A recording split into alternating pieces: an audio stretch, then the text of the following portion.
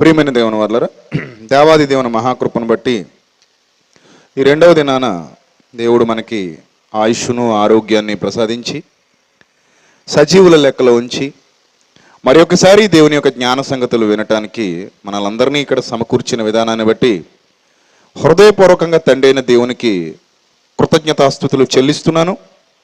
అలాగే వేదికను అలంకరించిన నా తోటి సహోదరులకు కూడా నా హృదయపూర్వకమైనటువంటి వందనములు తెలియజేసుకుంటున్నాను.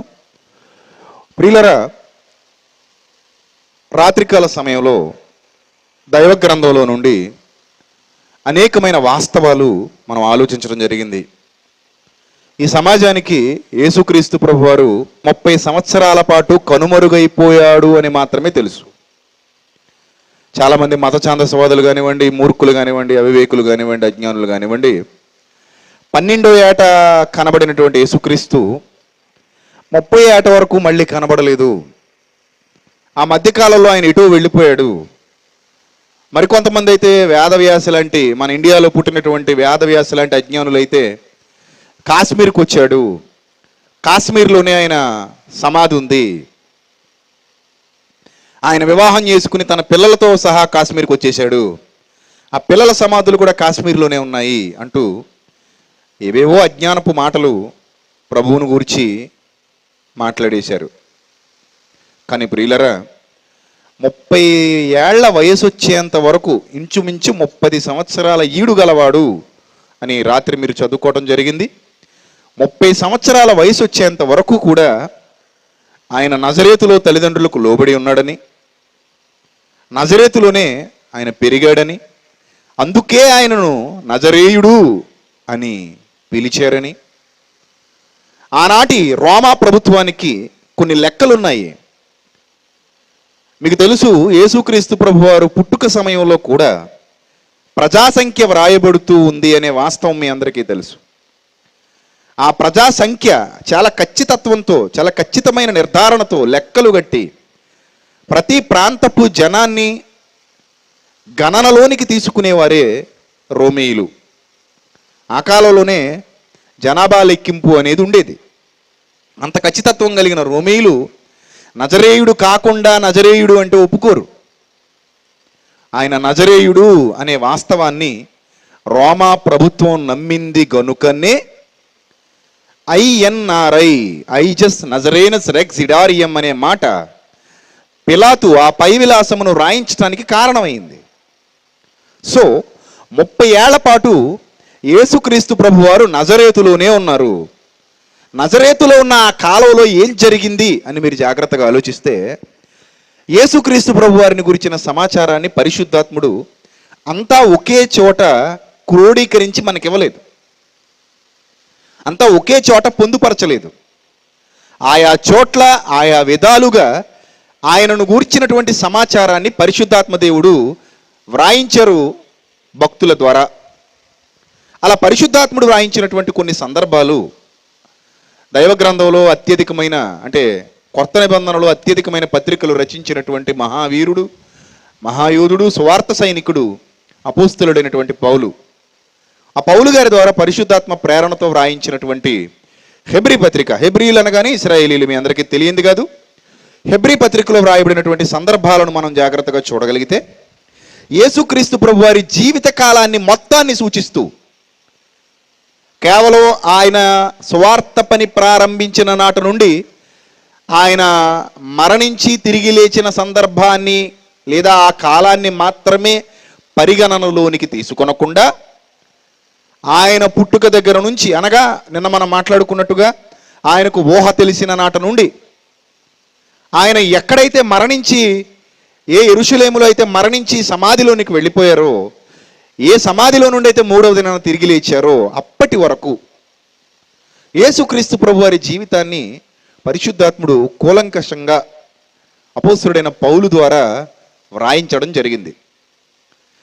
ఆ సందర్భాలు జాగ్రత్తగా మనం దైవ గ్రంథంలో నుండి చూడగలిగితే, హెబ్రీలకు రాసిన పత్రిక, అపోస్తలుడైన పౌలు హెబ్రీలకు రాసిన పత్రిక, అపోస్తలుడైన పౌలు హెబ్రీలకు రాసిన పత్రిక 2వ అధ్యాయము 14 నుండి జాగ్రత్తగా చూడాలి ఏమని వ్రాయబడిందో. కాబట్టి ఆ పిల్లలు అనగా మనము, ఆ పిల్లలు అనగా ఎవరు? మనము శరీరధారులుగా ఉన్నటువంటి మనమందరము భూమి మీద ఉన్న మానవ సమాజాన్ని అంతటిని ఉద్దేశించి వ్రాయబడుతున్నటువంటి మాట. కాబట్టి ఆ పిల్లలు రక్తమాంసములు గలవారైనందున ఆ ప్రకారమే మరణము యొక్క బలము గలవానిని, అనగా అపవాదిని, సాతానును, వాడు మరణము యొక్క బలము గలవాడు అన్నాడు. మరణం యొక్క బలము గలవాడంటే పాపము వలన వచ్చు జీతమే మరణం. పాపానికి మూలం ఎవరు? పాపానికి కారకుడు ఎవరు? అపవాది. సో వాడు మనుష్యుల చేత పాపం చేయించి ఆ పాపం ద్వారా వచ్చే ఫలితాన్ని మనుషులు అనుభవించేలా ప్రేరేపించే విధంగా అనేక మందిని నాశనానికి నడిపించటంలో వాడు ఆరితేరిపోయినవాడు అపవాది. కనిపించని ఒక దుష్టశక్తి, కంటికి కనిపించని ఒక ఘోరమైన దుష్టశక్తి. ఆ దుష్టశక్తిని అనగా అపవాదిని మరణము ద్వారా నశింపచేయుటకును జీవితకాలం అంతయు మరణ భయము చేత దాస్యమునకు లోబడిన వారిని, చూసారా, జీవితకాలం అంతయు మరణ భయము చేత, మరణం వలన నిత్య జీవితాన్ని స్వతంత్రించుకోలేని పరిస్థితిలో మరణానికి బందీలుగా మనుష్యులు మారిపోతున్నటువంటి స్థితిని, ఆ స్థితిలో నుండి విడిపించుటకు ఆయన కూడా రక్తమాంసములలో పాలివాడాయను. చాలా లోతైన అర్థాలతో కూడినటువంటి మాటల్ని అపోస్తుడైన పౌలు ఇక్కడ మన కొరకు పొందుపరిచాడు. రైట్, అక్కడ జాగ్రత్తగా మీరు ఆ మాటలు చూడగలిగితే 16వ వచనంలో అంటాడు, ఏలయనగా ఆయన ఎంత మాత్రము దేవదూతల స్వభావమును ధరించుకొనక అబ్రహాము సంతాన స్వభావమును ధరించుకొని ఉన్నాడు. కావున ప్రజల పాపములకు పరిహారము కలుగజేయుటకై దేవుని సంబంధమైన కార్యములలో కనికరమును నమ్మకమును గల ప్రధాన యాజకుడు నిమిత్తము, ఇక్కడ నుంచి చాలా జాగ్రత్తగా వచనాలను అబ్జర్వ్ చేయాలి మీరు, అన్ని విషయములలో ఆయన తన సహోదరుల వంటి వాడు కావలసి వచ్చెను. కొన్ని విషయాల్లోనా? అన్ని విషయాల్లోనా? మనలాంటి వాడు, తన సహోదరుల వంటి వాడు కావలసి వచ్చెను. ఎన్ని విషయాల్లో? అన్ని విషయాల్లో. గమనించండి జాగ్రత్తగా.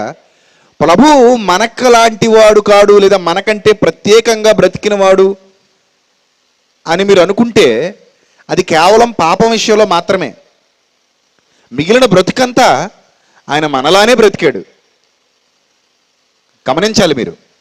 ప్రత్యేకత అనేది పాపం విషయంలోనే తప్ప ప్రభువుకి బ్రతుకు విషయంలో కాదండి. మనం ఎలాగైతే భూమి మీద జీవిస్తున్నామో ప్రభు కూడా అలాగే జీవించారు. ఆయనకు ఆకలి ఉంది, ఆయనకు దప్పికుంది, ఆయనకు బాధ ఉంది, ఆయనకు కన్నీళ్లు ఉన్నాయి, ఆయనకు కష్టాలు ఉన్నాయి. ఒక సామాన్య మానవుడిగా ఈ భూమి మీద జీవించాడు. ప్రత్యేకత అనేది కేవలం పాపం విషయంలో మాత్రమే.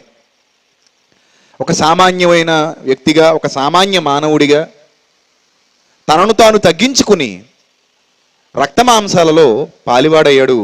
అన్ని విషయాలలో తన సహోదరుల వంటి వాడు కావలసి వచ్చెను అన్నాడు. గమనించాలి మీరు ఆ మాట జాగ్రత్తగా. తర్వాత 18వ వచనంలో అంటాడు, చాలా విలువైన సందర్భాన్ని ఇక్కడ చెప్తున్నాడు. ఇవన్నీ ఎందుకు చెప్పాడంటే, పైనుంచి మొత్తం ఈ మ్యాటర్ అంతా ఎందుకు చెప్పుకుంటూ వస్తున్నాడంటే 18వ వచనంలో కన్క్లూజన్ ఇస్తున్నాడు. చూడండి ఏమంటున్నాడు, తాను శోధింపబడి శ్రమ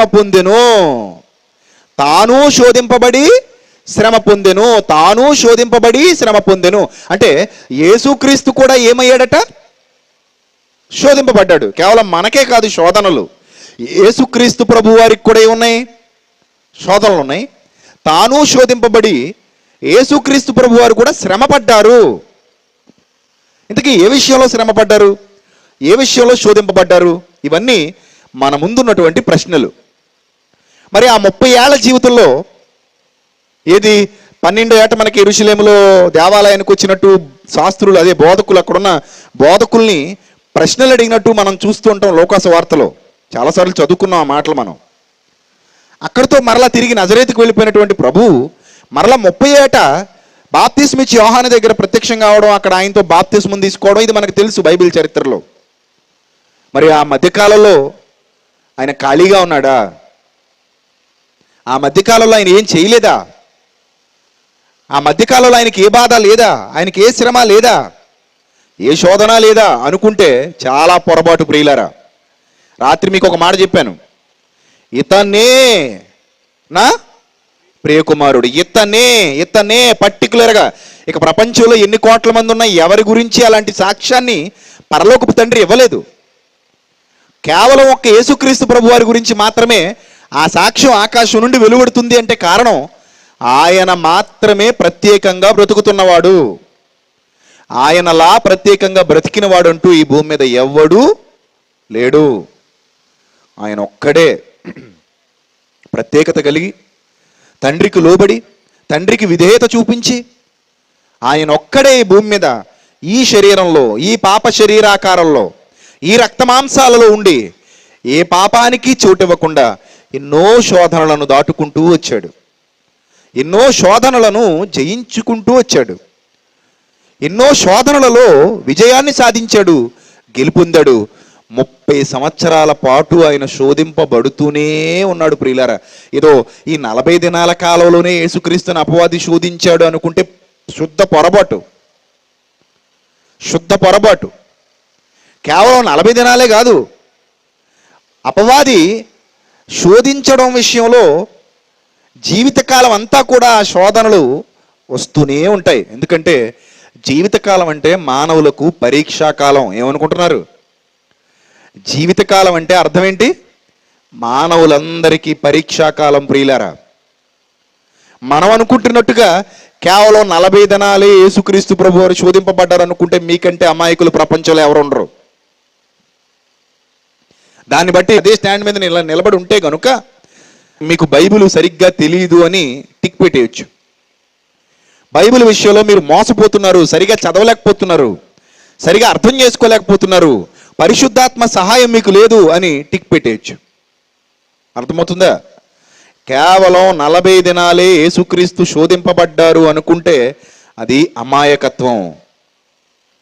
జీవితకాలం అంతా శోధన ఎదుర్కొంటూనే ఉన్నాడు ఆయన. జీవితకాలం అంతా శోధన అనుభవిస్తూనే ఉన్నాడు. ఆ 30 సంవత్సరాల్లో శోధన అనుభవించి గెలిచాడు గనుకనే ఇతడు నా ప్రియ కుమారుడు, ఇతని యందు నేను ఆనందించుచున్నానని పరలోకపు తండ్రి సర్టిఫికెట్ ఇచ్చాడు. ఎవరికి? యేసుక్రీస్తు ప్రభు వారికి. శరీరధారిగా రక్తమాంసాల్లో ఉండి మనలాంటి ఆకారాన్ని ఆయన ధరించుకుని మనలాంటి జీవితాన్ని జీవిస్తూ, ఇంకా మనకంటే తక్కువ స్థాయి జీవితాన్ని జీవిస్తూ, తనను తాను రిక్తునిగా చేసుకుని, తనను తాను ఎంతో తగ్గించుకుని శోధన కాలంలో, ప్రతి శోధనలో గెలవడానికి ముందున్నాడు. గెలుస్తూ వస్తున్నాడు.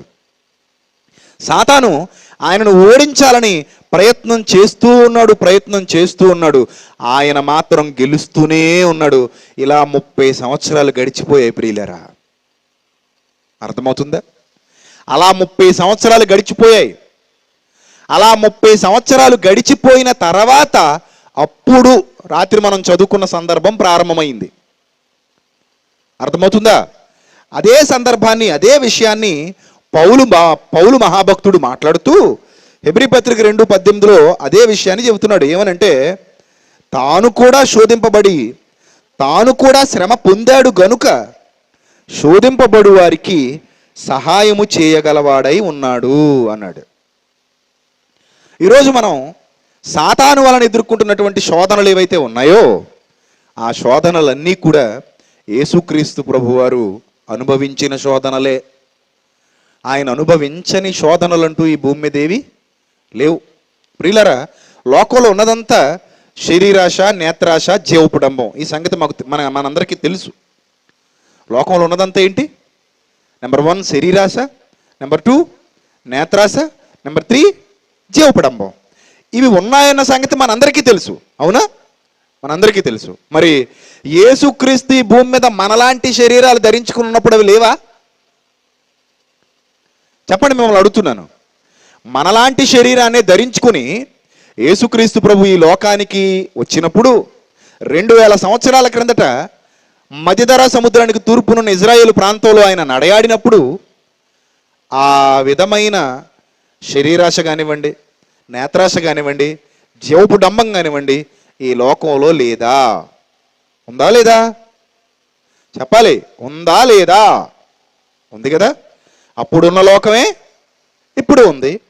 అప్పుడున్న శరీరాశ ఇప్పుడు శరీరాలు ఉన్నాయి. యేసుక్రీస్తు కూడా ఏముంది? శరీరం ఉంది. సో ఆయనకు శరీరం ఉంది కాబట్టి ఆయనకు కూడా ఏం రావాలి? ఆయనకు కూడా ఏం కలిగించగలడు అపవాది? శరీరాశలతో ఆయనను శోధించగలడు, నేత్రాశతో ఆయనను శోధించగలడు, జీవపు డంబముతో ఆయనను శోధించాలని అనుకుంటాడు. కానీ ఎక్కడా యేసుక్రీస్తు ప్రభువారు తన జీవితంలో పాపానికి చోటు ఇవ్వనే ఇవ్వలేదు. శరీరాశకు కానీ, నేత్రాశకు కానీ, జీవపు డంబానికి కానీ ఎక్కడా తన బ్రతుకులో యేసుక్రీస్తు ప్రభువారు చోటు ఇవ్వనే ఇవ్వలేదు. అది ఒక్క రోజులో ముగిసిపోయేది అనుకుంటే పొరపాటు కాదా? ఒక్క రోజులో ముగిసిపోయేది కాదు ప్రియులరా. 30 సంవత్సరాల పాటు ఆ శోధన కొనసాగుతూనే వచ్చింది. ఆయన కుటుంబంలో ఉన్నప్పుడు, నజరేతులో ఉన్నప్పుడు ఆ శోధన 30 ఏళ్ల పాటు కొనసాగుతూనే వచ్చింది. 30 ఏళ్ల అనంతరం ధర్మశాస్త్రం ప్రకారంగా యాజకత్వం చేయాలంటే 30 ఏళ్ల వయసు రావాలి. ధర్మశాస్త్ర ప్రకారంగా యాజకత్వంలోనికి రావాలంటే ఎంత వయసు? నియమం ప్రకారం 30 ఏళ్ళు ఉండాలి. సో ఆ 30 ఏళ్ల వయసు వచ్చేంత వరకు నజరేతులో లోబడి ఉన్నాడు, కుటుంబంలో ఉన్నాడు. అక్కడ కూడా శోధన ఎదుర్కొంటున్నాడు. ఆ పరిసర ప్రాంతాల్లో కూడా పాపం ఉంది. ఆ పాపంతో ఆయన పోరాడుతున్నాడు. పరిశుద్ధమైన జీవితాన్ని జీవిస్తున్నాడు, పవిత్రతను కాపాడుకుంటున్నాడు, యథార్థమైన ఆలోచనలే కలిగి ఉన్నాడు, నిర్దోషిగా ఉన్నాడు, నిష్కల్మషుడుగా ఉన్నాడు. ఆ నజరేతులో కాపురం ఉంటూ కూడా ఆ నజరేతులో పాపులు ఉన్నారు. నజరేతులో పాపం చేసేవాళ్ళు అనేకులు ఉన్నారు. ఆయన బంధువుల్లో పాపాత్ములు ఉన్నారు, ఆయన చుట్టుపక్కల ఉన్న వాళ్ళలో పాపాత్ములు ఉన్నారు, నైబర్స్. ఆయన కుటుంబంలో ఉన్న వాళ్ళలో కూడా, అనగా ఆయన తర్వాత మరియకు పుట్టిన సహోదరులలో కూడా పాపాత్ములే ఉన్నారు. అయినప్పటికీ యేసుక్రీస్తు ప్రభు వారిలో మాత్రం పాపానికి చోటు లేదు. పాపానికి చోటు ఇవ్వకుండా బ్రతకటం చాలా చాలా చాలా కష్టంతో కూడుకున్న పని. పాపం చేసి మారు మనస్సు పొందటమే మనకేమైపోతుంది? ఏమైపోతుంది? కష్టమైపోతుంది కదండి, అవునా? పాపం చేసి మారు మనస్సు పొందటానికే కష్టమైపోతున్నటువంటి ఈ దినాలలో అసలు మారు మనస్సు పొందాలన్న ఆలోచనే రానటువంటి ఈ దుర్దినాలలో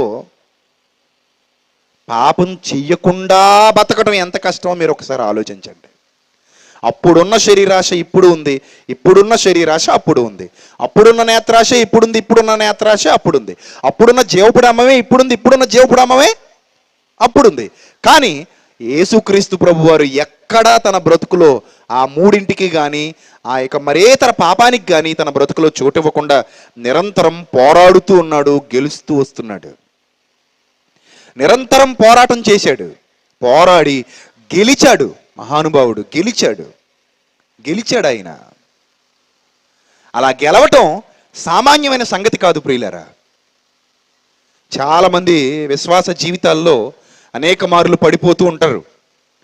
బైబిల్ ఏం చెబుతుందంటే పడిపోయిన వాడిని తిరిగి లేవమని చెబుతుంది. పడిపోయిన వాడు ఏం చేయాలి? ఇమీడియట్గా తిరిగి లేవాలి, మరెన్నడూ పడిపోకుండా జాగ్రత్త తీసుకోవాలి. కానీ చాలామంది లేవటానికి ఇష్టపడని వాళ్ళు ఉన్నారు సమాజంలో.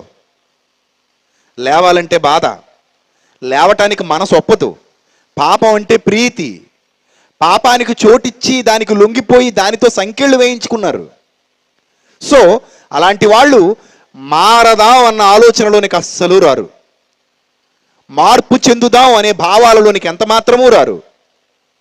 ఆ పాపానికి చోటిచ్చి ఏదో విధంగా జీవితాన్ని చాలించేద్దాం, దేవుడు క్షమించుకుంటాడులే, దేవుడు చూసుకుంటాడులే, నువ్వు మారు మనస్సు పొందితే తప్ప దేవుని క్షమాపణ నీకు రాదన్న ఇంగిత జ్ఞానం కూడా చాలామందికి లేదు.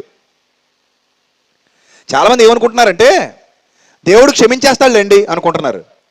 దేవుడు ఊరికే క్షమించేస్తాడా? నువ్వు మారు మనస్సు పొందితే తప్ప దేవుడు నిన్ను క్షమించడు. ఈ లాజిక్ చాలామందికి అర్థం కావట్లేదు, కామన్ సెన్స్ లేదు చాలామందికి. వాళ్ళంతటా వాళ్ళే లేదులేండి దేవుడు క్షమించేస్తాడులేండి.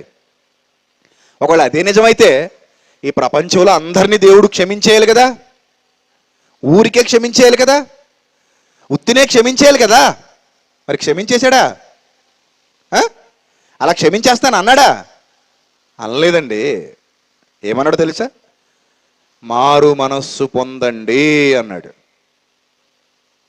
ఊరికే క్షమించేస్తానని ఎక్కడా చెప్పలేదు. మారు మనస్సు పొందితేనే క్షమాపణ. మారు మనస్సు పొందని ఎడల క్షమాపణ అనేది లభించదు. ఉత్తినే ఇంటికి కూలి వచ్చేస్తుందా? కూలి పనికి వెళ్తేనే కూలి వస్తుందా? చెప్పండి. కూలింటికి ఊరికే వచ్చేస్తుందా? కూలి పనికి వెళ్తేనే కూలి వస్తుందా? చెప్పాలి మీరు. కూలి పనికి వెళ్తేనే కూలి వస్తుంది. ఇంట్లో కూర్చుని చప్పట్లు కొడితే వంట రెడీ అయిపోద్దా? చచ్చినట్టు కూరగాయలన్నీ కోసి పొయ్యి వెలిగించి అన్నం వండుకొని అన్నీ రెడీ చేసుకుని కంచంలో వడ్డించుకుని తింటే కడుపు నిండుతుందా? చప్పట్లు కొడితే వంట రెడీ అయిపోద్దా? అయిపోద్దా? పనులు అవ్వు. వంట రెడీ అవ్వాలంటే పొద్దునే లేవాలి, పొయ్యి వెలిగించుకోవాలి, కావలసిన సామాన్ అంతా సిద్ధం చేసుకోవాలి, కూరగాయలు రెడీ చేసుకోవాలి, వాటన్నిటితో కర్రీ చక్కగా ప్రిపేర్ చేసుకోవాలి, ఫుడ్ ప్రిపేర్ చేసుకోవాలి, తర్వాత తినాలి. ఇదొక ప్రాసెస్. బ్యాంకులో లోన్ తెచ్చేసుకున్నావు, చప్పట్లు కొడితే పోద్దా? తీరిపోద్దా లోను? ఇంట్లో మంచం మీద పడుకుంటే నీ డ్వాక్రా రుణాలన్నీ తీరిపోతాయా? తీరిపోతాయా? నువ్వు తీర్చాలి, అవునా? లోన్ తెచ్చేసుకుని కట్టలేదనుకో ఇల్లు జప్తు చేసేస్తాడు. డ్వాక్రా రుణాలు తెచ్చేసుకుని కట్టలేదనుకో మొత్తం టీంని అంతటిని నిలబెట్టేస్తారు. మళ్ళీ రెండోసారి ఎవరు? డ్వాక్రా మహిళలుగా మీ అందరికీ సంగతులు తెలియనివి కావు. అంటే లోన్ తెచ్చుకుంటే ఖచ్చితంగా ఏం చేయాలి? కట్టాలి. కడితేనే బాకీ ఏమవుతుంది? రద్దు అవుతుంది. మరి నీకు క్షమాపణ రావాలి అంటే ఊరికే రాదు. ఎలా వస్తుంది? మారు మనస్సు పొందితేనే వస్తుంది. మారు మనస్సు పొందకుండా క్షమాపణ రానే రాదు. ఆ మారు మనస్సు పొందటానికే కుడితిలో పడ్డ ఎలకల్లా కొట్టేసుకుంటున్నారు చాలామంది. ఎంత బాధగా ఉంటుందో, ఎంత నొప్పిగా ఉంటుందో. బ్రతుకు మార్చుకోవటానికి ఇష్టపడతారంటే అస్సలు ఇష్టపడరు. ఈరోజు చాలామంది దౌర్భాగ్యులు యేసుక్రీస్తును ద్వేషించడానికి గల ప్రధానమైన కారణం ఏంటి? ఈ సువార్తను ద్వేషించడానికి గల ప్రధానమైన కారణం ఏంటి? సువార్త ప్రకటన వెర్రితనంగా కనబడడానికి గల ప్రధానమైన కారణం ఏంటి? యేసుక్రీస్తు మాకొద్దు, ఈ దేవుడు మాకొద్దు, మేము అంగీకరించం, అసలు ఈ మతాన్ని లేదా ఈ మార్గాన్ని ఇక్కడ ప్రకటించకండి, మాకు సువార్త ప్రకటించొద్దు, మాకు కరపత్రాలు పంచొద్దు, మా వీధుల్లో సువార్త దండయాత్రలు చేయొద్దు అని గిలగిలా కొట్టుకుని చచ్చిపోతున్నారే చాలామంది పనికిమాలినోళ్ళు. వాళ్ళకి ఏంటంటే అసలు నొప్పి మారు మనస్సు పొందటం ఇష్టం లేక, వాళ్ళకి తెలియక కాదు. వాళ్ళకు నొప్పి ఏంటి? మారు మనస్సు పొందటం ఇష్టం లేక. మొదట ఇష్టం లేక ఏమంటున్నారు? మాకొద్దు బాబు, ఈ సువార్త మాకొద్దు, మాకు యేసుక్రీస్తు వద్దు, మాకు ఈ క్రైస్తవం వద్దు, మాకు మా ధర్మమే కావాలి. ఏ ధర్మం? ఏం చేసుకున్నా పర్లేదనే ధర్మం, ఎలా పోయినా పర్లేదనే ధర్మమా? ఎలా బ్రతికినా పర్లేదనే ధర్మమా? అవును. మాకు అడ్డు అదుపు ఉండని ధర్మం కావాలి, ఇబ్బంది లేని ధర్మం కావాలి, బాధ లేని ధర్మం కావాలి. మారు మనస్సు పొందమంటే మాకు నొప్పి. అపోస్తలుల కార్యాల్లో దేవుడు ఏం చెప్పాడు తెలుసా? అపోస్తలుల కార్యాలు చూడండి ఒక్కసారి. అపోస్తలుల కార్యాలు 17వ అధ్యాయము 28 నుంచి చూద్దాం. 28 నుంచి. అపోస్తలుల కార్యాలు 17వ అధ్యాయము 28వ వచనం. మనం ఆయన యందు బ్రతుకుచున్నాము, మనం ఆయన యందు చలించుచున్నాము, మనం ఆయన యందే ఉనికి కలిగి ఉన్నాము. ఆయన వలనే బ్రతుకు, ఆయన వలనే చలనం, ఆయన వలనే మనకంటూ ఈ భూమి మీద ఒక ఉనికి. ఆయనే లేకపోతే ఏమీ లేదు. రైట్. అప్పుడు అంటాడు, అటువలే మనం ఆయన సంతానమని మీ కవీశ్వరులలో కొందరు చెప్పుచున్నారు. కాబట్టి మనము దేవుని సంతానమై ఉండి మనుష్యుల మాయోపాయముల చేత లేదా మనుష్యుల చమత్కార కల్పనల వలన మలచబడిన బంగారమునైనను వెండినైనను రాతినైనను దేవత్వము పోలి ఉన్నదని తలంపకూడదు అన్నాడు. ఇది నిజమే. బంగారాన్ని కానీ, వెండిని కానీ, రాతిని కానీ ఇందులో దేవత్వం ఉంది అనే మూర్ఖత్వం మనకి రాకూడదు. అర్థమవుతుందా? అది తలంపకూడదు. ఆ అజ్ఞాన కాలములను దేవుడు చూచి చూడనట్టుగా ఉండెను. ఎప్పుడు? పూర్వకాలం, జ్ఞానం లేని దినాలలో, 2000 సంవత్సరాలకు మునుపు జ్ఞానం లేని దినాలు. ఇప్పుడైతే అంతటను అందరూ మారు మనస్సు పొందవలనని మనుష్యులకు బ్రతిమలాడుతున్నాడా? మనుష్యులను బ్రతిమలాడుతున్నాడని ఉందా బైబిల్లో? ఏం చేస్తున్నాడు? ఆజ్ఞాపించుచున్నాడు. ఏం చేస్తున్నాడు? ఆజ్ఞాపించుచున్నాడు. అంటే ఇక్కడ మనకి ఏమర్థమవుతుందంటే, మారు మనస్సు పొందకుండా క్షమాపణ పొందుకోవడం అసాధ్యం. ఏంటట? చెప్పండి, ఏంటి? మారు మనస్సు పొందకుండా దేవుని యొద్ద నుండి క్షమాపణ మనకు లభించడం అసాధ్యం. ఇప్పుడు ఆ మారు మనస్సు పొందటానికే మనిషి సిద్ధంగా లేడు. చాలా విషయాల్లో సిద్ధంగా ఉండరండి. తప్పు దిద్దుకోవాలంటే మనిషికి బాధ. దేవుడు తప్పు చేసినందుకు నిన్ను నరకానికి పంపిస్తానంటలేదు. తప్పు దిద్దుకొని మారు మనస్సు పొందనందుకు నరకానికి పంపిస్తానంటున్నాడు. ఎంత న్యాయవంతుడు చూడండి. తప్పు చేసినందుకు నరకానికి పంపిస్తానంటే యేసుక్రీస్తు తప్ప ఈ భూమి మీద శరీరదారులుగా జన్మించిన వాడు ఎవ్వడు పరలోకానికి వెళ్ళడు.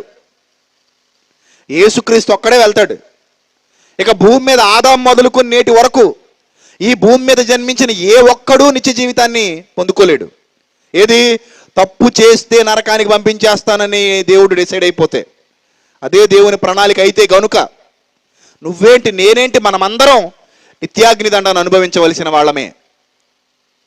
కానీ తప్పు చేసినందుకు నిన్ను నరకానికి పంపిస్తానని అనకుండా, తప్పు జరిగింది కాబట్టి నేనే కాంప్రమైజ్ అవుతున్నాను, దేవుడే కాంప్రమైజ్ అవుతున్నాడు, దేవుడే కాంప్రమైజ్ అయ్యి తప్పు దిద్దుకోండి ఏమంటున్నాడు? తప్పు దిద్దుకొని మారు మనసు పొందండి. అలా మారు మనసు పొందితే నేను మిమ్మల్ని క్షమిస్తాను. ఈరోజు ఇదేనండి అందరికీ నొప్పిగా ఉంది. యేసుక్రీస్తు ద్వారా రక్షణ, పాప క్షమాపణ ఊరికే వచ్చేస్తే అంటే అందరూ నమ్మేసుకునేవాళ్ళు అందరూ. కానీ అలా అనలేదు కదా, మారు మనస్సు పొందండి అన్నాడు. అదొక్కటే నచ్చలేదు. అర్థమైందా? అదొక్కటే ఈ సమాజానికి నచ్చలేదు. ఆయన మారు మనస్సు పొందండి అని అనకుండా ఉత్తినే ఇచ్చేస్తాను మీకు రక్షణ, పాప క్షమాపణ, ఉత్తినే మీరు పరలోకి వెళ్ళిపోతారు, ఏం మారు మనసు పొందక్కర్లేదు, నమ్ముకుంటే చాలు మీకు ఊరికే పరలోకం అన్నాడు అనుకోండి. అందరూ ఎవరు నమ్మేసేవారు? యేసుక్రీస్తుని నమ్మేసేవారు. ఆయన అలా చెప్పలా. ఆయన అసలు ఆ మాటే అనలా. ఎవడు మారు మనస్సు పొందుతాడో వాడికే రక్షణ. ఇప్పుడు పాయింట్కి వచ్చేస్తున్నాను. మారు మనస్సు పొందడానికే ఎంత నొప్పిగా ఉంటే, ఏది? పాపం చేసి మారు మనస్సు పొందటానికే ఎంత కష్టంగా ఉంటే, మారు మనస్సు పొందడానికి ఇలా గిలగిలా కొట్టుకుంటుంటే, మారు మనస్సు పొందడానికే ఎవడికి మనసు రాకుంటే, పాపమే చేయకుండా బతకాలంటే అది ఇంకెంత కష్టమో ఒక్కసారి మనసు పెట్టి ఆలోచించండి. మారు మనసు పొందడం కాదు ఇక్కడ, పాపమే చెయ్యకుండా బతకటం. పాపం చేసి మారు మనసు పొందలేకపోతున్నారు అనేకులు. మీలో కూడా చాలామంది ఉంటే ఉండొచ్చు. పాపం చేసి పశ్చాత్తాపం రావట్లేదు చాలామందికి.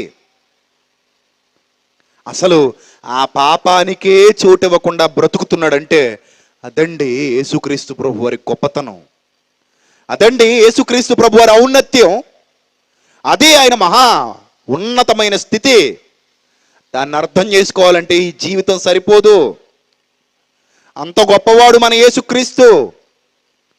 దాన్ని అర్థం చేసుకోవాలంటే ఈ బ్రతుకు సరిపోదు. ఆయన ఘనత, ఆయన మహిమ, ఆయన కీర్తి, దాన్ని వర్ణించటానికే మన జీవితాలు సరిపోవు ప్రియులారా. అంత గొప్పవాడు మన రక్షకుడు, అంత గొప్పవాడు. ఆయన శోధింపబడ్డాడు, శ్రమపడ్డాడు, బాధపడ్డాడు. అయినా కూడా ఎక్కడా పాపానికి చోటివ్వలేదు. పాపం చుట్టూ ఉంది, పాపులతోనే తిరిగాడు. కానీ పాపం చేయకుండా అదొక సాహసం. అది సామాన్యమైన సాహసం కాదు ప్రియులారా, చాలా గొప్పదైన సాహసం. అలా ఆ 30 సంవత్సరాలలో ఎన్నో మార్లు ఆయన శోధింపబడ్డాడు, ఎన్నో విధాలుగా శోధింపబడ్డాడు, ఎంతో మంది చేత శోధింపబడ్డాడు, అన్ని శోధనలు ఎదుర్కొన్నాడు. ప్రియులారా, అన్ని విషయాలు దైవ గ్రంథంలో వ్రాయబడలేదండి. టూకీగా ఒక మాటలోనో 2 మాటలోనో చెప్పేశాడు. టూకీగా చెప్పేయడాన్ని బట్టి మనకు అర్థం కావట్లేదు. కానీ అన్ని విషయాలు రాస్తే ఈ భూలోకమే సరిపోదన్నాడు ఎవరు? భక్తుడైన యోహాను.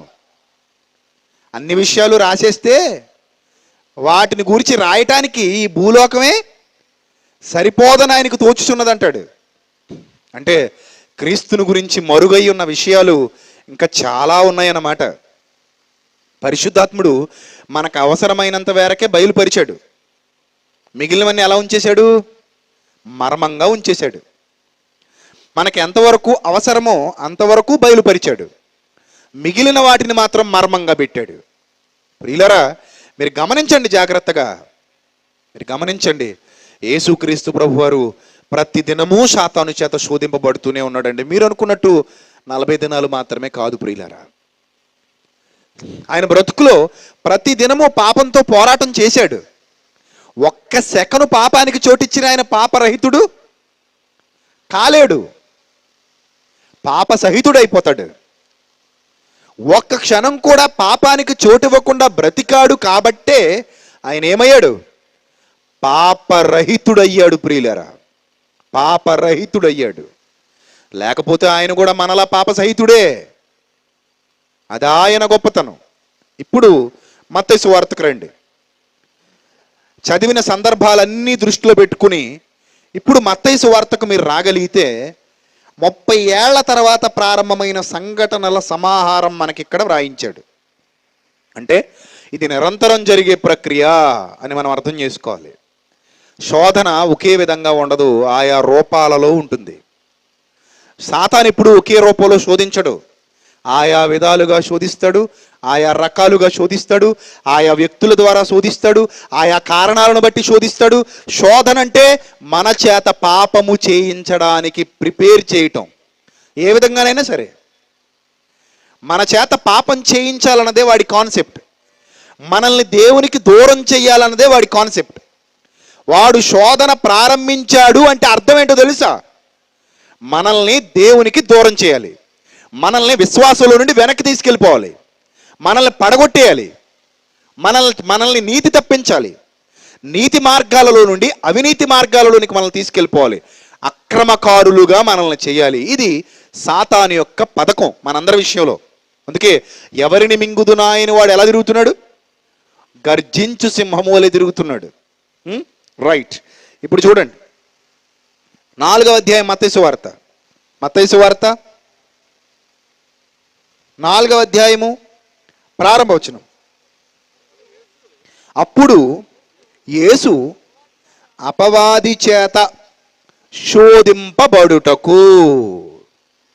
ఎవరి చేత? అపవాది చేత శోధింపబడుటకు ఆత్మ వలన అరణ్యమునకు కొనిపోబడెను. జాగ్రత్తగా ఈ మాట గమనించాలి.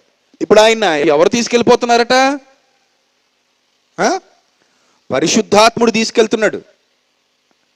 ఎవరితో శోధింపబడటానికి? అపవాదితో శోధింపబడటానికి. అంటే అపవాది శోధనలు జయించవలసిన కాలం మానవ జీవిత కాలం అని చెప్పకనే చెబుతున్నాడు ఇక్కడ. అర్థమవుతున్నాయా? ఈ రాత్రి మీ కన్నులు వెలిగింపబడాలి. సాతాను శోధన ఇప్పుడు ఎప్పుడు ప్రతిసారి మనకు ఉంటూనే ఉంటుంది ఈ లోకంలో. అది శరీరాశ రూపంలో కానివ్వండి, నేత్రాశ రూపంలో కానివ్వండి, జీవపు డంబో రూపంలో కానివ్వండి, ఏదో విధంగా ప్రతిసారి మనల్ని సాతాను శోధిస్తూనే ఉంటాడు ప్రియులారా.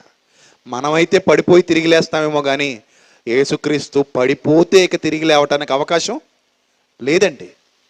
ఆయన పడిపోకూడదు, ఎందుకంటే ఆయన అనేకుల్ని నిలబెట్టడానికి వచ్చాడు ఈ లోకానికి. సో ఆయన పడిపోకూడదు. అలాంటి ఆయన అపవాది చేత శోధింపబడుతున్నాడు. ఇప్పుడు అరణ్యంలోకి వెళ్ళాడు. జాగ్రత్తగా గమనించాలి. అరణ్యములోనికి కొనుపోబడెను. ఈ అరణ్యం ఎక్కడుందో తెలుసా? యెరూషలేము యెరికో మధ్య ప్రాంతాలలో ఉందండి. యెరూషలేము నుంచి యెరికోకి సుమారుగా 30 కిలోమీటర్లు.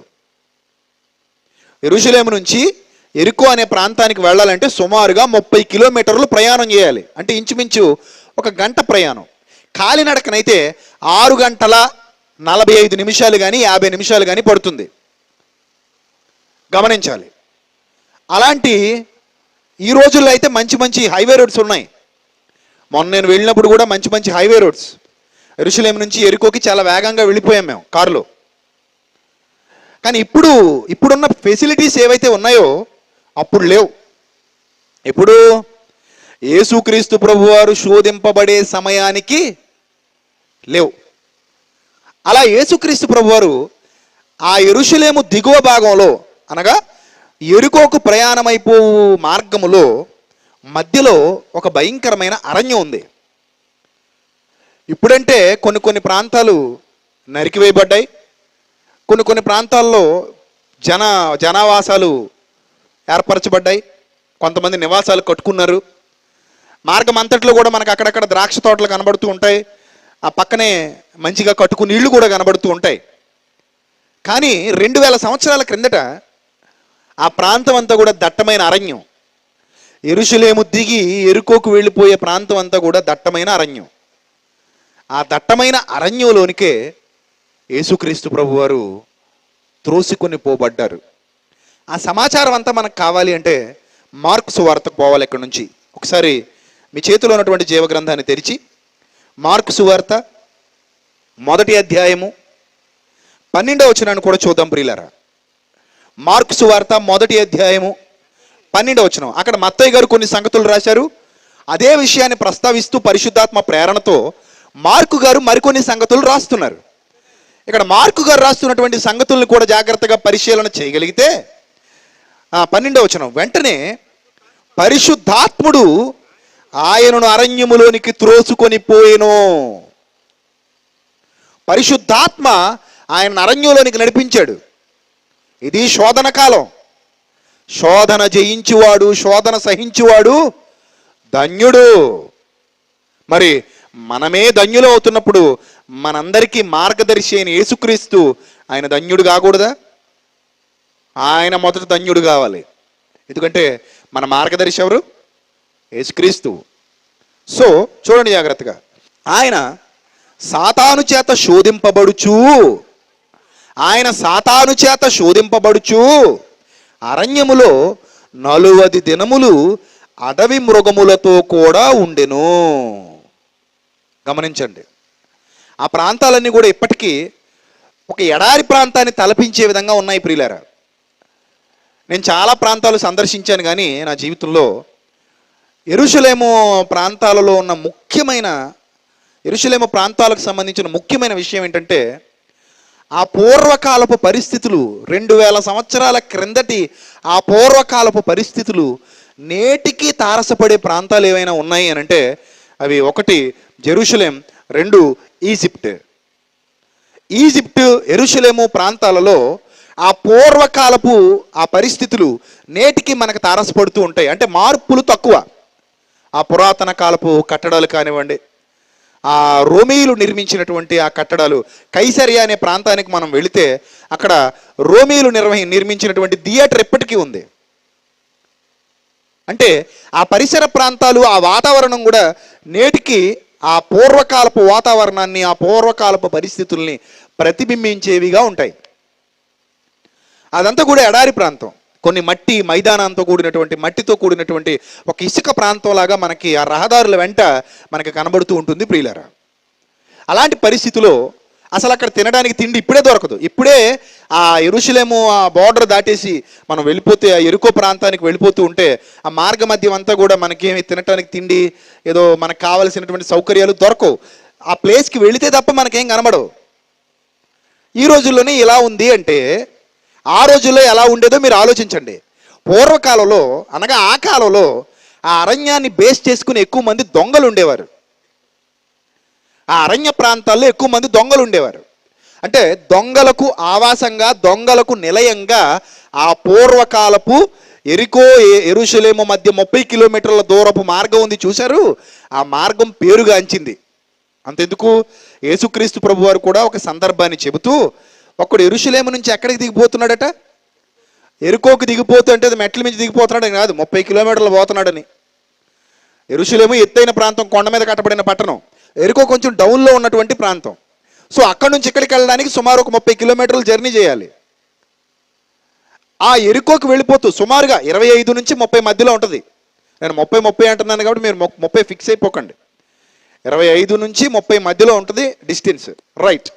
ఆ యెరూషలేము నుంచి ఎరుకోకు వెళ్ళిపోతున్న మార్గ మధ్యంలోనే వాడు దొంగల చేతిలో చిక్కెనో అని చెబుతారు. యెరూషలేము నుంచి ఎరుకోకు వెళ్ళిపోతే ఎక్కడ చిక్కాడు? దొంగల చేతిలో చిక్కెనో అంటే ఆ కాలంలో ఆ అరణ్య ప్రాంతాల్లో ఎక్కువ మంది దొంగలు నివాసం చేసేవారు. ఎవరైనా దొరికితే వాళ్ళను కుట్టి, ఆ మార్గంలో ఎవరైనా వెళ్ళిపోతుంటే వాళ్ళని కుట్టి ఆ డబ్బు దోచుకునేవారు. తిరుగుబాటుదారులు అరణ్యంలో ఉండేవారు. అది చాలా దట్టమైన అరణ్యం, చాలా దట్టమైన అరణ్య ప్రాంతం. ఆ అరణ్య ప్రాంతంలో వాళ్ళందరూ బ్రతికేవారు ప్రియులారా. అక్కడ అడవి మృగాలు కూడా అధికంగా ఉండేవి, క్రూర మృగాలు, విషకీటకాలు, భయానకమైన పరిస్థితులు, భయానకమైన వాతావరణం ఆ కాలంలో ఉండేది. అర్థమవుతుందా? ఆ అరణ్యంలోనే యేసుక్రీస్తు 40 దినాలు ఉన్నాడు. మనం ఎక్కడుంటాం? ఫ్యాన్ కింద ఉంటాం, ఏ నొప్పి ఉండకూడదు. మళ్ళీ మనకి గోడ ఆసరా కావాలి వీపుకి. ఎవరైనా ఉంటే లేపేసి, అమ్మో ఈ సీట్ నాది, ఎందుకంటే నేను ఎప్పుడు స్తంభానికి జారబడి కూర్చోవాలి. మళ్ళీ ఫ్యాన్ ఎక్కడుందో చూసుకోవాలి, ఆ ఫ్యాన్ కిందే నా సీట్ కన్ఫర్మ్. అది మన ఉపవాసం. 40 దినాల పాటు అడవి మృగాలతో ఉన్నాడంటే మీరు ఆలోచించండి ప్రియులారా. ఆ 40 దినాలలో అడవిలో ఏం దొరుకుతుందండి తినడానికి? చెప్పండి, ఏమైనా దొరుకుతుందా అడవిలో? తినడానికి ఏమైనా దొరుకుతుందండి అడవిలో? దొంగలు ఉన్న ప్రాంతం అండి, దొంగలు సంచరిస్తున్న ప్రాంతం అది. తినటానికి తిండి, తాగటానికి నీళ్లు దొరకని ప్రాంతం అది. ఆ ప్రాంతానికి శోధన కొరకు తీసుకెళ్ళిపోయాడు అపవాది. యేసుక్రీస్తు సరదాకి 40 దినాలు ఉపవాసం ఉండలేదు, కావాలని ఉన్నది కాదు, శోధన కాలంలో ఉన్న ఉపవాసం అది. కావాలని చేసింది కాదు ప్రియులరా. సాతానుడే ఆయనను శోధించడానికి 40 దినాల పాటు ఆయనకి తిండి లేకుండా శోధించాడు. ఆయన ఓడిపోవాలంటే వాడికి 40 దినాలు కావాలి. అర్థమవుతుందా? ఆయన ఓడిపోవాలంటే వాడికి ఎన్ని దినాలు కావాలి? 40 దినాలు కావాలి. ఆ 40 దినాల పాటు ఆయన్ని శోధించి శోధించి శోధించి ఆయనను ఓడించి వాడు గెలవాలనుకున్నాడు. కానీ యేసుక్రీస్తు ప్రభు వాడికి చోటు ఇవ్వలేదు. ఆ దట్టమైన అరణ్య ప్రాంతంలో అటవీ మృగాలతో పాటు 40 దినాలు గడిపాడు మన ప్రభు. మనలాగా ఫ్యాన్ కింద కూర్చోలేదండి. మనలాగా ఉదయం తినేసి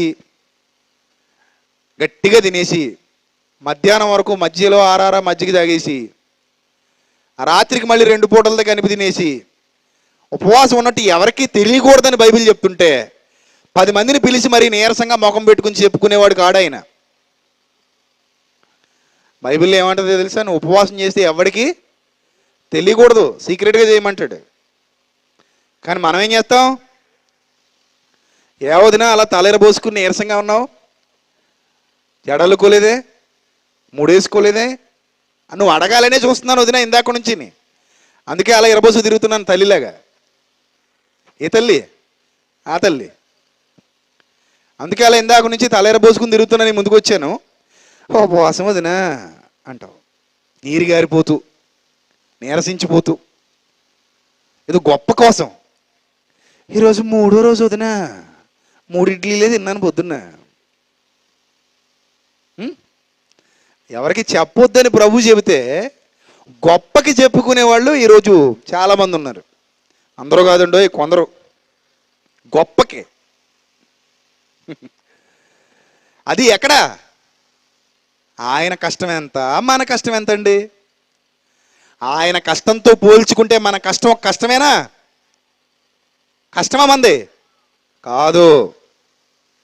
40 దినాల పాటు అరణ్యంలో ఉన్నాడండి. ఎండ, తీవ్రమైన ఎండ ఉంటుంది పగటిపూట. రాత్రిపూట విపరీతమైన చలి. ఒక్కోసారి ఇజ్రాయెల్లో చలికాలంలో అయితే 0 డిగ్రీస్కి వచ్చేస్తుందండి. అక్కడ ఒక అన్నయ్య ఉన్నారు, ఆయన ఇంట్లో, శ్యామన్న, ఆయన ఇంట్లో ఏదో స్విట్జర్లాండ్లో మంచు పడుతుంది చూశారు, అలా పడిపోయింది మంచు. కుర్చీల నిండా, ఆ టేబుల్స్ నిండా అవుట్ సైడ్ మంచు. స్విట్జర్లాండ్లో మొక్కలు పడ్డట్టుగా పౌడర్ రాలిపేసినట్టు మంచు పౌడర్లా ఉంది అక్కడ, తెల్లగా. అది కానీ మన మీద పడింది అనుకోండి, పొద్దున్న గడ్డగట్టుకుపోయి చచ్చిపోతాం. అలాంటి మంచులో, అలాంటి ఎండలో, అలాంటి అనుకూలం కాని వాతావరణంలో 40 దినాలు ఉన్నాడండి మన ప్రభు. ఇదంతా దేనికోసం అండి?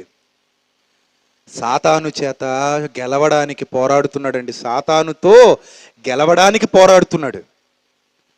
మనకు కూడా పోరాటం ఉందని చెప్పకనే చెబుతున్నాడు ప్రియులారా. ఊరికే ఉండలేదండి ఆయన. మన నిమిత్తమే ఆయన ఉపవాసం, మన కొరకే ఆయన 40 దినాల ఉపవాసం, మన కొరకే ఆయనకు శ్రమ, మన కొరకే ఆయనకు వేదన. ఆ 40 దినాలలో ఎన్నో శోధనలు, ఎన్నో వేదనలు ఎదుర్కొన్నాడు అరణ్యంలో. ఆయన ఎక్కడ సాతానుకు చోటు ఇవ్వలేదు. సాతాను ఆయన్ని ఓడించాలని చూస్తున్నాడు, కానీ ప్రభువు గెలవాలని తాపత్రయపడుతున్నాడు. ఓడించాలన్నది సాతాను లక్ష్యమైతే, గెలవాలన్నది యేసుక్రీస్తు ప్రభువారి ముందున్న లక్ష్యం.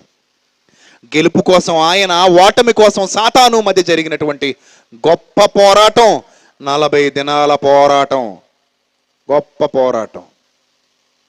అక్కడ ఇంకా దొంగలుంటారు.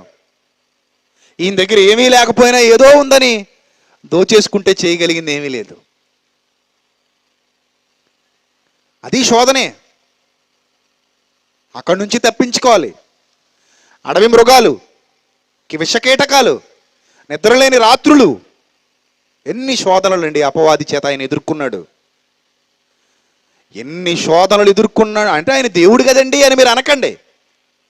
ఆ కాలంలో, ఆ క్షణంలో ఆయన దేవుడిగా ఈ లోకానికి రాలేదండి. ఎలా వచ్చాడు? ఒక సామాన్య మానవుడిగా ఉన్నాడండి ఆయన. ఆయన ఆ క్షణంలో దేవుడిగా లేడండి, ఒక సామాన్య మానవుడిగానే ఉండాలి. ఎందుకంటే ఆయన కూడా మనలాగే వచ్చి పాపాన్ని గెలవాలి. దేవుడిగా వచ్చి పాపాన్ని గెలిస్తే గొప్పే ఉందండి. అందుకే నరుడుగా వచ్చాడు. నరుడుగా వచ్చి మనలాంటి రక్తమాంసాలు ధరించుకొని మరణం యొక్క బలము గలవాని అపవాదిని ఎదిరించుటకు ఆయన గొప్పదైన పోరాటం చేశాడు ప్రియులారా. ఆ పోరాటం మనకు అర్థమైతే మన పోరాటం ఏంటో మనకు అర్థమయ్యేది. ఆ పోరాటం మనకు అర్థం కాలేదు కాబట్టే మన పోరాటం మనకు అర్థం కావట్లేదు. యేసుక్రీస్తు పేరు చెప్పి గుణదల కొండకి, మరియమ్మ కొండకి వెళ్ళి గుండు కొట్టించుకుని రావడం అదేమి శోధన? అదేమి శోధన? బుద్ధి జ్ఞానం లేకపోతే కానీ. అవన్నీ అన్యులాచారాలు, మనకు సంబంధించినవి కావు. అసలు నీ దిక్కుమాలిన గుండు వల్ల ఏమైనా ప్రయోజనం ఉందా ఆయనకి? ఒకసారి చెప్పు. మొన్న ఒక ఆవిడ అంటుంది కదా, కొండకెళ్ళి వచ్చానండి, తలెచ్చి వచ్చానంది, జడ మాత్రం ఇంత పొడుగుంది. తలెచ్చి వచ్చానంటున్నావు, జడ కనబడుతుంది కదా ఏటమ్మా అంటే అంటుంది 3 కత్తిరిలు వేసిందట. ఓహో, అంటే ఆవిడ దృష్టిలో తండ్రికి ఒక కత్తిర, కుమారుడికి ఒక కత్తిర, పరిశుద్ధాత్ముడికి ఒక కత్తిర అనమాట. అర్థమైందా? ఎన్ని కత్తిరలు పడ్డాయట ఇప్పుడు? 3. నా దగ్గర రావాల్సింది 30 కత్తిరలు వేసేసేవాడిని. తండ్రికి 10, కుమారుడికి 10, పరిశుద్ధాత్ముడికి 10, దరిద్రం వదిలిపోను. ఏమైనా బుద్ధి జ్ఞానం ఉందండి? ఇవన్నీ అన్యుల ఆచారాలు కదా, నీకెందుకు? నీకు ఏమైనా పోయే కాలమా? ఇవన్నీ అన్యుల ఆచారాలు, అవి వాటితో నీకు సంబంధం లేదు. అవి నువ్వు చేయాల్సిన అవసరత లేదు. నీ 3 కత్తిరలు 30 కత్తిరలు ఆయనకి ఎందుకండి? ఆయనకి ఎందుకు చెప్పండి నీ దరిద్రపు చుట్టూ? ఆ? ఆయన కత్తిరిస్తే ఎవడన్నా కొంటాడా? తలంటుకులు కొంటామని వస్తారు చూడండి, వాళ్ళకి ఇవ్వండి, కత్తిరించింది కొంటారేమో. అలా పొడుగ్గా ఉన్నది కావాలి, వాళ్ళకే వద్దు, దేవుడికి కావాలా? తప్పు ప్రియులరా. మనం చేసేది వాక్యానుసారంగా ఉండాలి, లేకపోతే దేవుడు మెచ్చుకోడు, లేకపోతే దేవుడు హర్షించడు, లేకపోతే దేవుడు అసలు ఒప్పుకోడు, అస్సలు ఒప్పుకోడు. అర్థమవుతుందా? 40 దినాల పాటు ఆయన అనుభవించిన శోధన, ఆయన అనుభవించిన వేదన, ఆ బాధ నీకు అర్థమైతే ఇలాంటి పాపిష్టి పనులు చేయడానికి మాత్రం అస్సలు ఇష్టపడవు, అస్సలు ఇష్టపడవు. అరణ్యంలో భయంకరమైన వేదనలో, శోధనలో ప్రతిదినం అపవాది, 40 దినాలు అంటున్నావే, రోజు రోజు రోజు రోజు అపవాది ఆయనను శోధిస్తూనే ఉన్నాడు. ప్రతిరోజు ఆయన శోధిస్తున్నాడు, ప్రతిరోజు. అయినా పాపానికి చోటు ఇవ్వలేదు ప్రభు, అయినా పాపానికి చోటు ఇవ్వకుండా బ్రతికాడు ప్రభు, నీతిగా నిలబడ్డాడు ప్రభు. మనకి మాదిరి చూపిస్తున్నాడు ప్రియులారా. ఈ వేదనల పర్వం ఇక్కడితో ముగిసిపోయింది అనుకుంటున్నారా? ముగిసిపోలేదండి, ఇంకా చాలా ఉందండి, చాలా ఉంది. మీకు అర్థం కావాలి ప్రియులారా, ఈ రాత్రి ఆయన అనుభవించిన బాధ, ఆయన అనుభవించిన కన్నీళ్లు, ఆయన ఎదుర్కొన్న శ్రమలు, ఆయన ఎదుర్కొన్న శోధనలు మన నిమిత్తం, మన రక్షణ నిమిత్తం. ఇవన్నీ మనకు అర్థమైతే ప్రభువు మనకి ఆకాశమంత ఎత్తులో కనబడతాడు. ఆయన కొరకు ఏదైనా చేయాలనే నిశ్చయత మనకు వస్తుంది. అప్పుడు కదా మారు మనస్సు వైపు నీ జీవితం అడుగులు వేసేది. ఇవేవి నీకు అర్థం కానప్పుడు నీ బ్రతుకులో నీకు మారు మనస్సే రాదు, పశ్చాత్తాపం రాదు, ప్రభు కొరకు బ్రతకాలన్న ఆలోచన రాదు, ప్రభు కొరకు నిలబడాలన్న ఆలోచన రాదు, ఇంకిత జ్ఞానం ఉండదు, ఏమీ ఉండదు. లోకంలో కలిసిపోయి లోక సంబంధమైన అన్య సంబంధమైన ఆచారాల్లో మునిగిపోయి ఇదే భక్తి అనుకుంటూ కాలం గడిపేస్తూ ఉంటావు. కాబట్టి ప్రియులరా, ఒక్కసారి ఈ రాత్రి ఆలోచించండి. ప్రభు ఎదుర్కొన్న శ్రమ మనలాంటి శ్రమ కాదు. ఒక మాట చెప్పి ముగిస్తాను. మీరు అనుకునే శ్రమ దినాలకి, ఆయన అనుభవించిన శ్రమ దినాలకి తేడా ఉందా లేదా? మీ నోటితో మీరే చెప్పండి, మీ నోటితో మీరే. తేడా ఉందా లేదా? ఉందా? చాలా ఉందండి. కాబట్టి మనం అసలు శ్రమ దినాలే కావండి, ఆయనవండి అసలైన శ్రమ దినాలు, ఆయనవి శ్రమ దినాలు. ఆయన శ్రమ పడ్డాడు ఆ దినాలలో. మనమేం శ్రమ పడుతున్నామండి? మనమేం శ్రమ పడుతున్నాం? కాబట్టి ఏదో ప్రభువు కంటే ఎక్కువ శ్రమ పడిపోయినట్టుగా మీరు ఓవర్గా ఫీల్ అయిపోకండి. ప్రభువు ముందు మనం ఎందుకు పనికిరాం. ప్రభు శ్రమ ముందు అసలు మనది శ్రమ కాదు, ఇది ఆయనకు అనుకూలమైనది కాదు. ఆయనకు అనుకూలమైన జీవితం, ఆయనకు అనుకూలమైన బ్రతుకు నిరంతరం మన బ్రతుకులో కొనసాగాలి ప్రియులారా. ఒక్కరోజు కాదు, 40 రోజులు కాదు, ప్రతిరోజు ఆయన కోసం మనం బ్రతకాలి, ప్రతిరోజు ఆయన కోసం మనం జీవించాలి. అదే ఆయన మనకు నేర్పిన పాఠం. రేపు చివరి దినం, ముగింపు దినం, ఆ వేదనల పర్వం ముగింపు, దానికి ముగింపు లేదు, కానీ మన సభలకు ముగింపు కనుక రేపటితో ఆ సందర్భాలను మనం ఆలోచించి ముగించుకుందాం. రేపు సిద్ధపడి రండి, అనేకులను వెంట పెట్టుకుని రండి. దేవుడట్టి సహాయము మనందరికీ దయచేయనుగాక. తలలు వంచండి, ప్రార్థన చేసుకుందాం. క్రీస్తునందు మమ్మల్ని అందరినీ ఎంతగానో ప్రేమించిన మా ప్రియ పరలోకపు తండ్రి, ఆకాశ మహాకాశాలకు సృష్టికర్తవైన మా దేవ, ఇప్పటి వరకు విలువైన మీ జ్ఞానంతో మమ్మల్ని నింపి మమ్మల్ని ఆలోచింపజేసినందుకు స్తోత్రం తండ్రి. ప్రభువా, మీ కాపుదల మా అందరికీ అనుగ్రహించండి, మీ కృపలో మమ్మల్ని బలపరచండి, భద్రపరచండి. దుష్టుడు వెత్తబడిన వాక్యాన్ని ఎత్తుకుని పోకుండా కాపాడుకోగలిగే శక్తి సామర్థ్యాలు ప్రసాదించండి తండ్రి. రేపటి దినాన మమ్మల్ని అందరినీ సమకూర్చి సజీవుల లెక్కలో ఉంచి అనేకమైన మహాజ్ఞాన సంగతులు మాకు నేర్పించమని క్రీస్తునామలో ఈ ప్రార్థన మనవులు అడిగి వేడుకొనుచున్నాం మా కన్న తండ్రి. ఆమెన్. అందరికీ వందనాలు. Thank you.